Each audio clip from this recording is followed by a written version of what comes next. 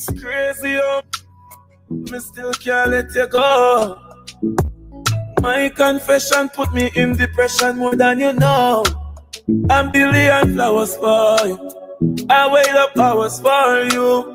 Love him right here, take with the nightmare. I may miss when you wine, baby, the I swear. Yeah, the legs them turn up, and you firm up. When you're gone, my heart just burn up. Once I do in the African rights, yeah.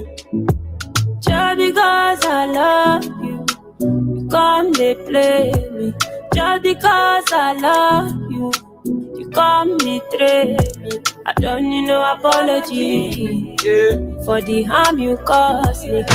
Nothing else sounds as good as WEFM, the clean, fresh sound. WhatsApp us or call us at 457-9997. Activated Mornings on WEFM 99.9 is on now.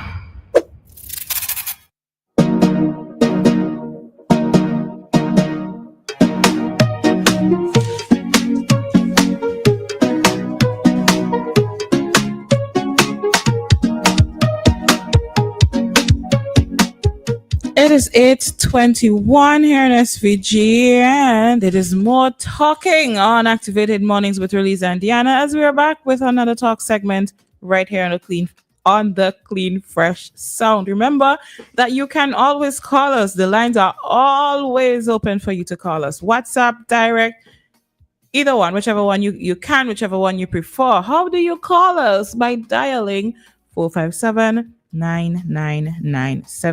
That's a WhatsApp number. That's a direct number. You can reach us. And if you don't want to call us, then you can send us a little text message. You know, we don't mind that at all. I don't know. And also remember that person's calling. Let's try to we're trying to enforce the 3-minute rule. All right, the 3-minute per call rule. Yeah. All right. Just keep that in mind as well. If we engage you, we would give you a little bit more time, but try to stick to the 3 minutes, please. Okay? Thank you. Please and thank you. Okay, then. So this is the age of technology. You know, technology is advancing and all of those wonderful things. The other day, I came across a joke on the internet. Well, a meme that is a joke. It said, you better start eating healthy because your future doctors are using ChatGPT to finish school. Right. And there's this discussion topic that we came across where persons are asking now, well, we know that in schools, not just at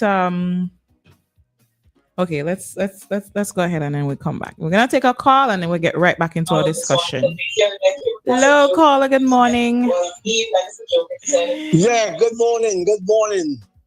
Earlier on, I heard Roleza and you, Dianna, but I think Roleza was more on the ball when it comes to parents and children having their problems. Children either cannot understand and appreciate parents after a certain age and that sort of thing. Anyhow, what came to my mind immediately is that those persons, I've always been concerned about that, maybe because I was brought up with a mother and father. But I know of the many challenges that face children who are born in single, well, and still it's not a single parent, but mother and father, but for some reason father drifted aside, or mother. Even some mothers would have gone and, abandoned the children as well.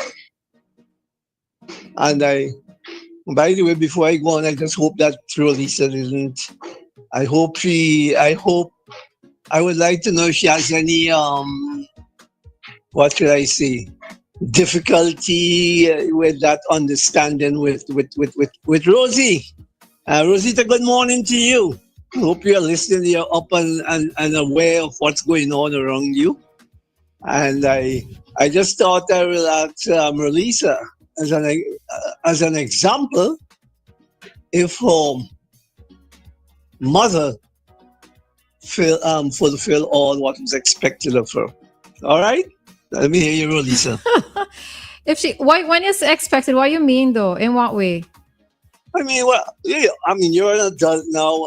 You can take it where you want to take it. I mean, okay. Did you have any disappointment with your mother? Put it another way. Oh Lord, an A, Dave. No, you're capable of answering me. What mean on here? Yeah, I hope Rosie is listening because I know a lot about what she used to tell me. Yeah, more than likely she is listening. I mean, I did address part of this last week when I said being an adult now, when I look back on certain things. Yes, I know my mother didn't do things perfectly, and there are some things that I think that maybe she could have worked a little bit better on. But I also have to appreciate that at the time she was a young mother with two girl children. That's important. Right? So and the adults me looking back up, trying to see myself in her position at that time. Maybe for the most part, she did the best that she could with what she had. And yeah, that's the most I could probably say to it. Yeah. Well, that's the answer. That answer satisfies me because I want to know if you found yourself in a situation similar, of what she had to undergo or underwent and so on. I want to know if, as an adult now, how would you have dealt with that? Well, I suppose maybe there are things that she would have gone through that I would have witnessed being present with her that I decided that I am not going to go through myself. One of the things is that, I have persons know that I've said that I'm not going to make children. I mean, at one point in my life, I did consider it, but no, I don't want to make a child. And worse yet, I do not want to become a single parent, So that is one. Yeah, and marriage is still part of It's you? not even a matter of marriage for me, because remember, things could also happen in a marriage. And for me to bring a child into this world, I have to know that just in case anything goes wrong, that I can take full responsibility of this child, whether financially, emotionally, or otherwise. So for me, I don't think that mentally, I'm probably still selfish, right? Or self-centered. Call it what you may. Well, not you necessarily, but persons may call it what they may. But I don't think that I have that capacity right now to be so overly extended, to be able to fulfill the needs or the full needs of a child, or to be so self-sacrificing towards a child, if I possibly have to go it alone. Yeah, well, you see a mouthful there. And sacrifice, that word sacrifice, it always will come into play. Sacrifice. Some of us would understand it better than some, but I could understand what sacrifice means, especially if you bring a child in this world and you want to see the best for that child and all of that. You go whatever extreme to make sure that your child is comfortable. Anyhow, I just wanted to test you out and feel you out on that. Thank you. All right, Dave, no problem. All right.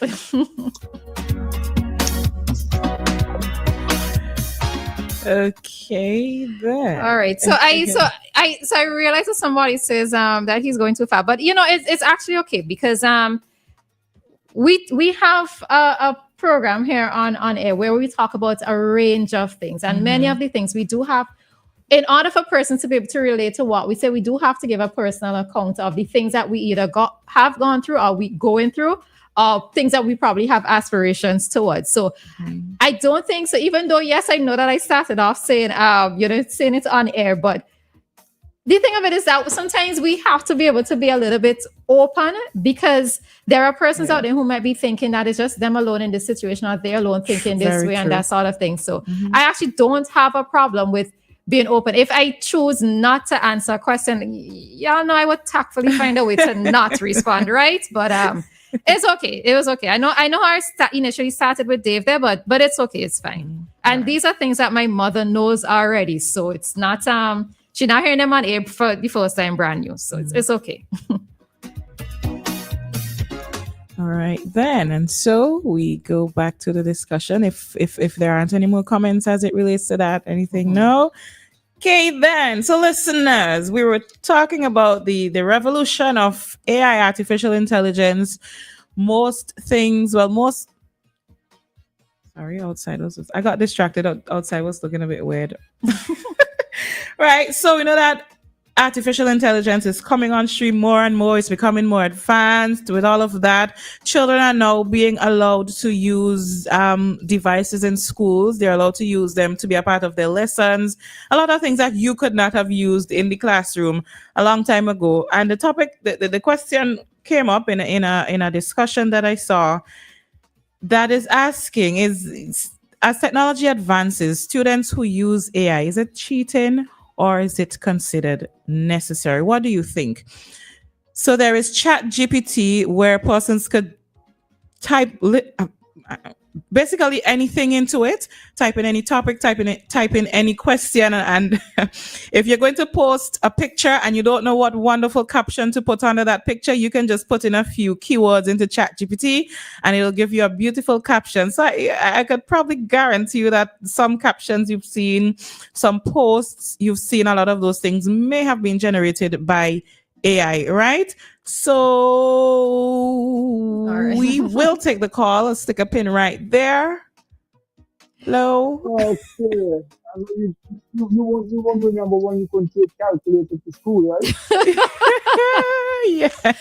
Yes, this is going to be a forever ongoing conversation with the use of technology and students. Kojo. Yeah. Because when I did my math something back then, you might have a count on your toes and your fingers. And your beads.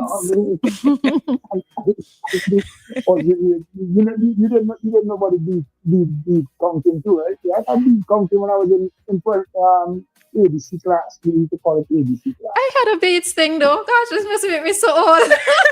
I had a Beats toy thing. Yeah. It comes to mind now. Yeah. Oh boy. I am old. So imagine them babies going to school and chat. They're going to school with their phones. Mm-hmm. They're going to school with their phones. Chat GPT, everything downloaded. Mm-hmm. Yep.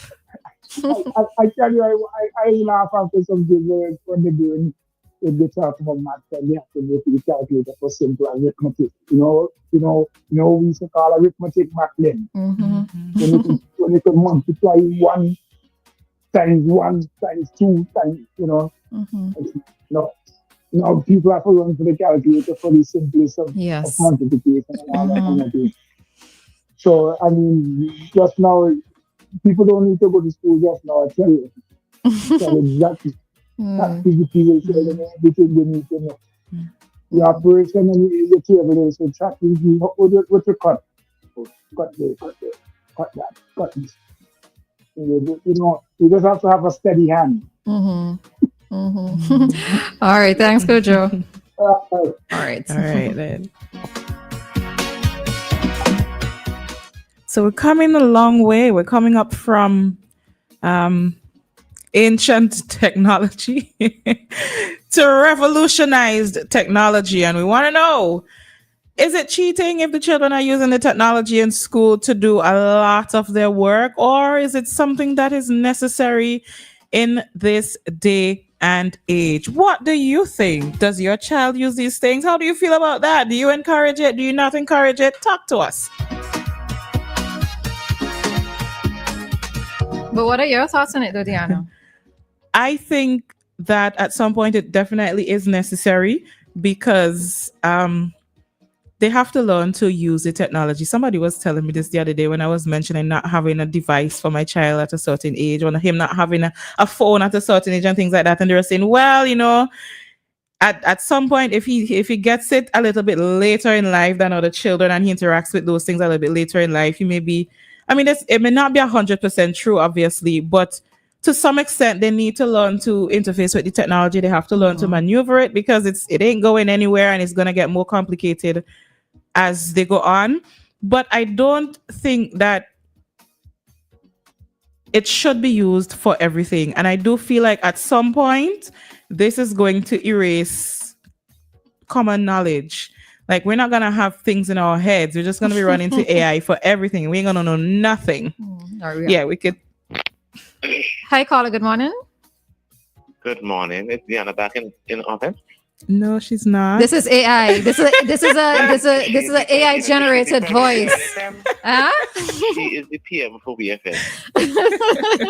Oh Lord, Sean, behave. I am behaving. This is my best time. Yeah. With modernization comes these advancements in technology, and we are still in the Caribbean, especially in St. Vincent, we are way behind compared to Japan and other places in terms of the way they're using technology. They're futuristic, if that's a word. Well, yes, it is. But where the use of technology, especially within our education system, is now infiltrating our creative and cultural sector. Recently, quite a number of persons have come to me with ideas from ChatGPT. We're telling me ChatGPT, ask ChatGPT, and ChatGPT came up with this, and ChatGPT came up with that. And asking my opinion on what ChatGPT came up with. Now, how could you ask me to use my creative brain, my natural self, to comment on what some, some whatever AI came up with? Generated responses. No, yes, artificial, whatever. That is an injustice. And I think that's the direction we are going, and it's really stemming some culture of laziness on some people's past. But I think the technology is useful to an extent, but we have to know how far we go. We can't be asking these things, the smart, very smart, intelligent things, these questions, when our brain itself can be even more, not just creative, but more critical in the way we analyze things. They're going to give us these fancy things, and sometimes we just relax and think and allow our creative process to take its course. We can come up with the same thing. So I think we just have to balance, or we just have to be a little bit more mindful, is what I want to say, in how we approach the technology, and don't allow ourselves to become a slave to it. Otherwise, we're doomed. Because there'll be no more Dianna, no more you, Michelle, or me. There'll be Sean, ChatGPT, Frederick. Right? So I think we have to look at these tools with a little bit more critical eye and assess how are we going to use them or balance them in our everyday life and work. Yeah. Yeah. All right. Thanks, Sean. Thank you, Sean. All right, have a good day, guys. Thank you. you. Alrighty then. So yeah, he definitely So as I was saying before, Sean came in and he did add a little bit to that. We have to be able to use our own brains, because at some point, if we're dependent on the technology, everything we have, we're going to them to ask, everything we ask, every little thing. And some people, it's every little thing they will ask. At some point, what will we know, and what's going to happen to our brain? And we are very capable. I mean, the fact that we created these things shows that the human brain, and we've had geniuses over time that have invented all of these things to show that we are capable. The human brain is an exceptional thing. And I'm just fearful that if we continue to depend on the technology like this, which I feel is the intent anyways, if we continue to depend on the technology like this, we're gonna just be some zombies, basically. All right. Yeah. All right. So I know that one of the secondary schools, they actually had a meeting recently amongst the teachers. I'm not sure if they brought in experts, but outside person.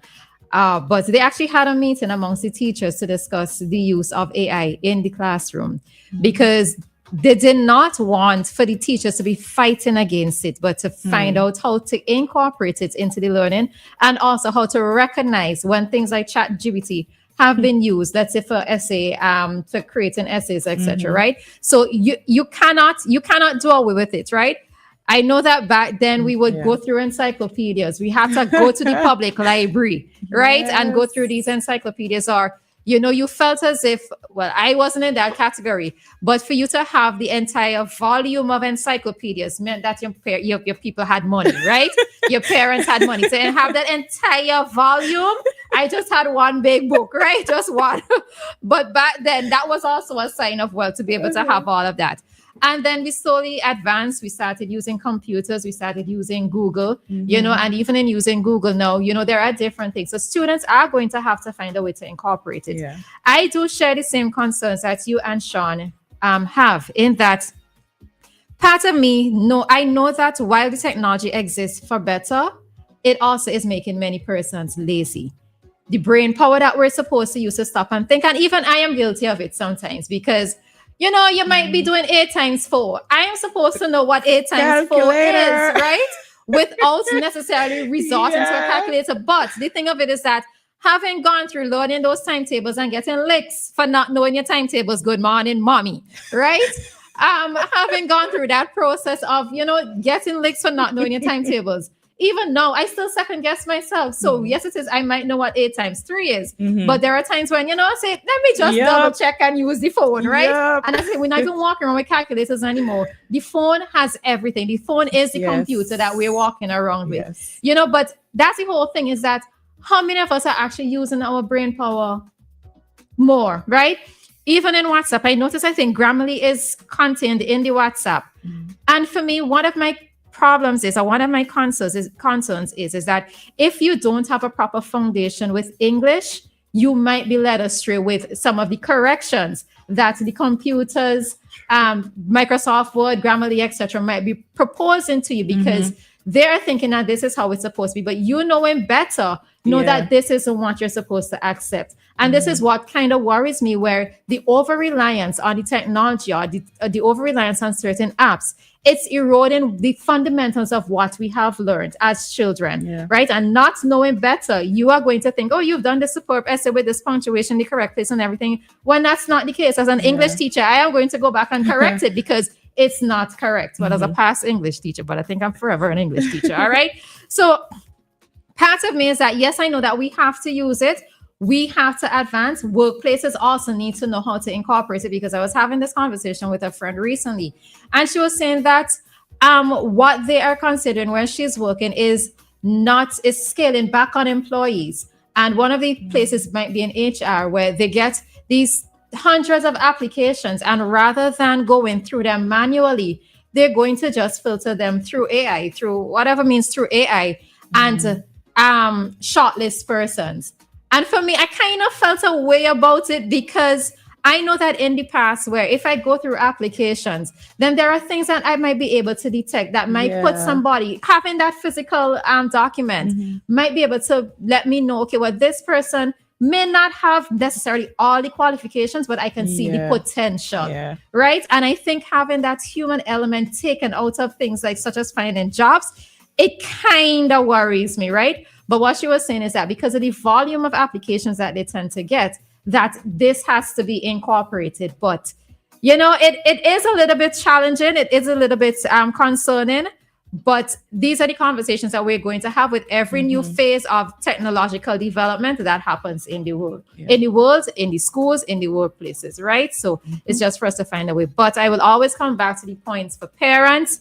You have to find ways in order to get your children to use their brains. All right? I know the devices are important. Devices keep them in a corner away from you, or not distracting you or whatever. But please, yes, I am old school here, but let them do puzzles. Let them do crossword, those crossword puzzles, or those word search puzzles. Let them do Sudoku. Let them fit up actual puzzles, the jigsaw puzzles. Let them do those other things that would allow them to take up more than 30 seconds to figure out something, right? Because, everything is this 30-second technology, this 30-second information that you get. Well, now it's a minute. But, in some cases it's more. But, everything is at your hand. Everything is, just there available to you. And for the children who don't use brain power, I am very concerned about them. So parents, sorry, but it goes back to you guys again. Yeah, definitely. I remember I think about the first time that I had to show some children how to do a puzzle, the regular word puzzle. And I remember being baffled at the start crossword? Because is it crossword? The one with the boxes? The one where you circle words. The word search? Yeah, yes, the word search. And because in my mind, I assumed that they knew how to do puzzle. I figured, I mean, who doesn't know how to do a puzzle, right? And I remember thinking initially, how am I going to explain to somebody how to do a puzzle? You know, like especially a child. But I mean, we got it done. We figured it out. But it was something strange to me. Like they didn't know how to do a simple word search and other things like that. So that's one of the things that is happening, because now even persons in business and marketing would tell you, as you just mentioned, if you're going to post a certain video to advertise your business, you have to make it short, because people just want people not gonna sit there and watch anything for long. Some people not gonna sit there and read certain things and all of that. And these are things that we need. These are things that we need to have. But that's it for me for now. And it's 8:45, so we're going to head out of this talk segment and we will be back. St. Vincent